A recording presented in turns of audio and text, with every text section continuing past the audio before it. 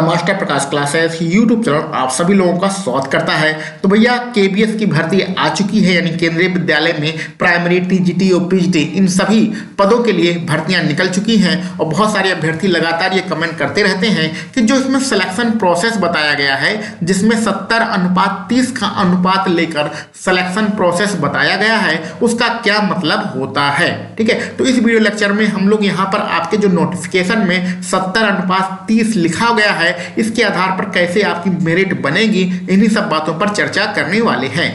पहली बात आप ऐसा याद रखिए कि जैसा आपको पुराना सुपर टेट का पेपर हुआ था 2019 में, इस पेपर में हमारा सिलेक्शन हुआ है। ठीक है, तो इसमें जो अनुपात था वो 60 और 40 का अनुपात था। 60 जो अनुपात था वो आपकी लिखित परीक्षा का था और 40 जो अनुपात था वो आपके एकेडमिक का था। तो जो इस सुपर टेट के पेपर के बारे में जानते हैं वो इसको आराम से समझ लेंगे कि इस भर्ती में 70 और 30 का जो अनुपात दिया गया है इसका क्या मतलब होता है। ठीक है, नहीं पता है तो हम आपको अब समझाने की कोशिश करते हैं।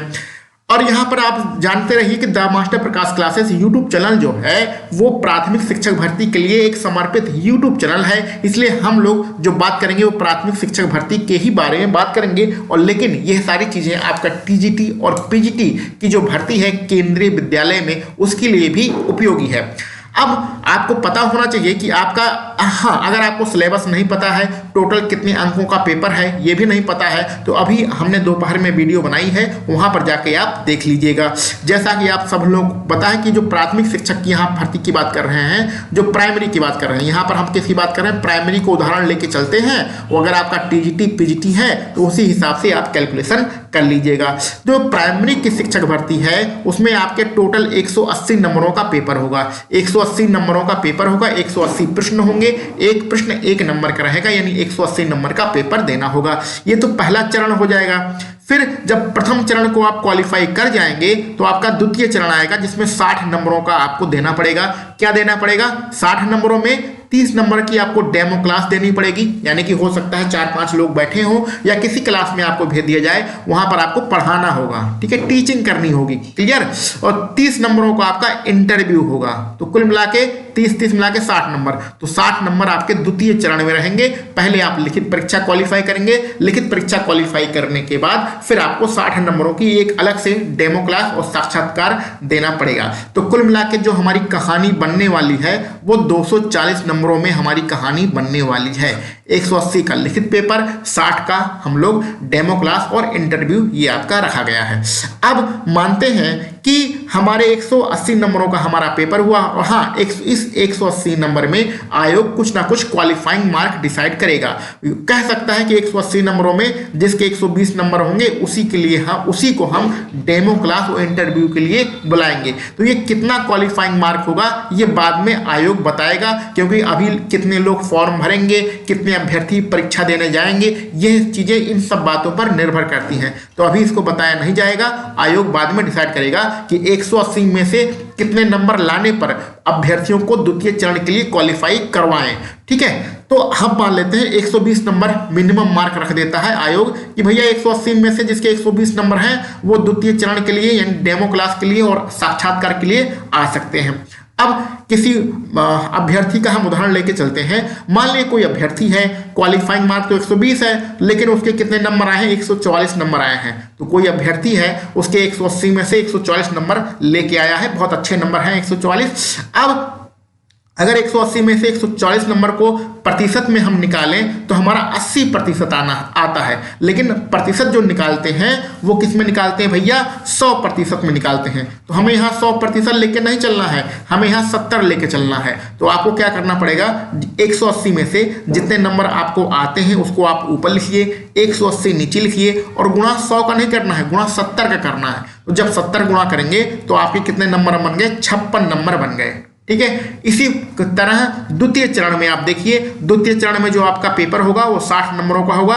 उसमें मान लेते हैं डेमो क्लास और साक्षात्कार दोनों को मिलाकर आपके 48 नंबर बन रहे हैं। तो क्या करिए आप 48 को ऊपर लिखिए, टोटल कितना नंबर था 60, उसको नीचे लिखिए, गुणा 30 कर दिए, क्योंकि यहाँ 30 के हिसाब से हमें निकालना है। तो आपके कितने नंबर बन रहे हैं? 24 नंबर बन रहे हैं। तो लिखित परीक्षा में आपके 144 नंबर थे, लेकिन अब वह 144 नहीं माना जाएगा। कितना माना जाएगा? 56 माना जाएगा। और आपका ये डेमो और साक्षात्कार दोनों मिलाकर कितना था? 48 नंबर था। 48 नहीं माना जाएगा। कितना माना जाएगा? अब आपका 24 माना जाएगा।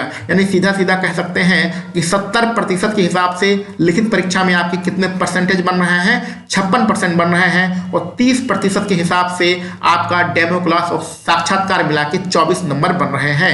अगर इन दोनों को जोड़ दें तो आपकी जो मेरिट बनी वो 80% की मेरिट बनी। तो आपकी मेरिट कितनी है भैया? 80% की मेरिट है। तो ऐसे बहुत सारे बच्चों के नंबर रहेंगे। किसी का 75 रहेगा, किसी का 72% रहेगा, किसी का 80% होगा, किसी का 82% होगा।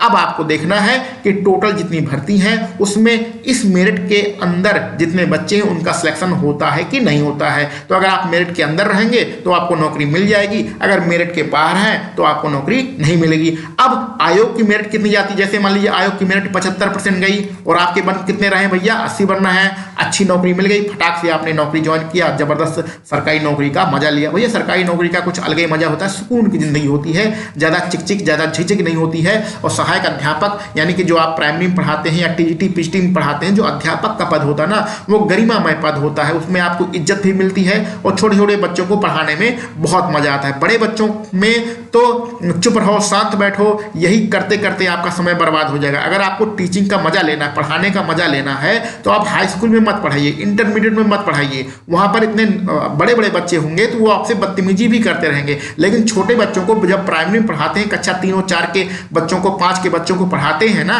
तो बच्चे बिल्कुल मासूम से तो बच्चे रहते हैं, तो बहुत मजा आता है। जैसे कि हम अपनी क्लास में जाते हैं तो हमें कक्षा 3 मिला हुआ है, कक्षा 1, 2, 3, 4, 5 में अलग अलग अध्यापक पढ़ाते हैं। तो हमारे विद्यालय में 6 अध्यापक हैं, तो हमें कक्षा 3 मिला है। तो कक्षा 3 में छोटे मोटे बच्चे रहते हैं, बिल्कुल मासूम से, मजा आता है पढ़ाने में। तो जब आपको भी सरकारी नौकरी मिलेगी तो बहुत मजा आएगा। प्राइमरी की जो नौकरी होती है बहुत अच्छी नौकरी होती है, क्योंकि आपका जो बहुत एंटरटेन होता है, मतलब बच्चों के साथ रहेंगे तो आप इसको शब्दों में बयां नहीं कर सकते कि उनके साथ रहने में, उनके साथ बातें करने में, उनके घर परिवार के बारे में जानने में कितना इंजॉय होता है, कितना वो मासूम होते हैं। हर प्रश्न का मासूमियत से जवाब देते हैं। तो कहने ये तो कुछ हम ज़्यादा भावनाओं में बह गए, लेकिन आप समझिए, इस बात को समझिए कि सरकारी नौकरी बहुत ही अच्छी चीज़ होती है। आप इसकी तैयारी करिए। हमारे यूट्यूब चैनल पर बहुत सारे अभ्यर्थी सुपर टेट की तैयारी कर रहे हैं, तो वो सारे अभ्यर्थी अब KBS का प्राइमरी वाला फॉर्म भर दें और प्राइमरी इस KBS के प्राइमरी की तैयारी करें, क्योंकि सुपर टेट का तो अभी बहुत ज़्यादा समय है। अभी इसका नोटिफिकेशन भी नहीं आया है। ये कम से कम मार्च से अप्रैल में आपका पेपर होगा 2023 में। तो आप KBS का फॉर्म भर के इसकी तैयारी स्टार्ट कर दीजिए। दोनों के सिलेबस में बहुत अंतर है, जमीन आसमान का अंतर है, लेकिन ये सब चीज़ें हमें नहीं सोचना है। अगर आप KBS की तैयारी किए रहेंगे तो आपका वो सारी चीज़ें सुपर टेट में भी मदद करेंगी। और ये जो KBS की परीक्षा होगी, ये भैया कब होगी? तो जो KBS की परीक्षा होगी वो 3 से 6 माह के बीच में हो सकती है, यानी कि आपका मार्च अप्रैल से पहले इस KBS का एग्जाम होने वाला नहीं है। तो आपके पास पर्याप्त समय है, आप इसकी तैयारी करिए। और यहाँ पर 70 और अनुपात 30 का क्या अनुपात होता है, क्या मतलब होता है, ये सारी चीजें आप समझ गए होंगे। ठीक ना भैया? तो the master Prakash classes YouTube channel को सब्सक्राइब कर लीजिए। इस परिवार के आप सदस्य बनिए। अपने दोस्तों में, मित्रों में भी इस यूट्यूब चैनल को शेयर करिए। ये आपका ही परिवार है, हम लोग आपके लिए ही मेहनत करते हैं। ज़्यादा समय नहीं बचता है, लगभग 5 बज जाता है घर आते आते, और 5 बजने के बाद 1-2 घंटे का जो समय होता है उसमें वीडियो बनाई जाती है। लेकिन हम लोग सुपर टेट के लिए आपके लिए जबरदस्त प्रैक्टिस सेट ला रहे हैं। और केंद्रीय विद्यालय में जो आपका गणित है, रीजनिंग है, आपका EVS है, हिंदी है, अंग्रेजी है, उन सभी विषयों के लिए प्रैक्टिस सेट हम लोग जल्द से जल्द स्टार्ट करेंगे। ठीक है ना भैया? तो मिलते हैं अगले किसी वीडियो लेक्चर में। आप सभी लोगों को वीडियो देखने के लिए बहुत बहुत धन्यवाद।